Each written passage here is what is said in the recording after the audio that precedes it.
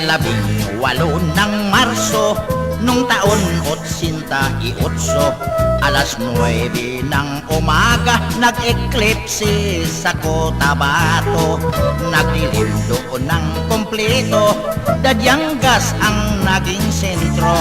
Kinabahan ang mga tao, may nagsisigaw, may nagrosaryo. Ako'y nasa puno ng abukado, ay naikutan tuloy ako.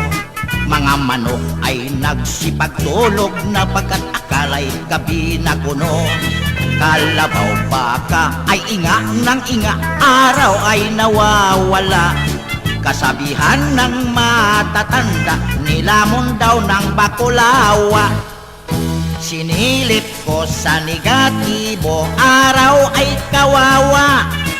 Niyakap ng malaking buwan, tila dambuhala. Sigawan ang aso't kambing, araw ay ginahasa. Lubhang nag-iiyakan mga ibon at palaka. Tapos ng 3 minuto'y palis na ang buwan. Dahan-dahang iniwanan ang araw na luhaan. Nagrally ang mga bituin, sila'y nagdimanda.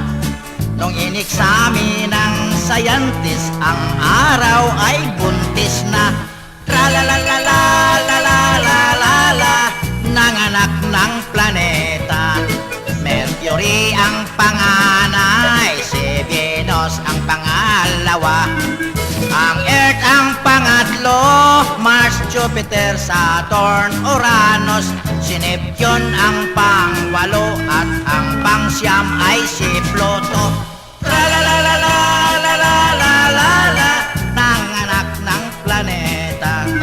Mercury ang panganay, si Venus ang pangalawa. Ang Earth ang pangatlo, Mars, Jupiter, Saturn, Uranus.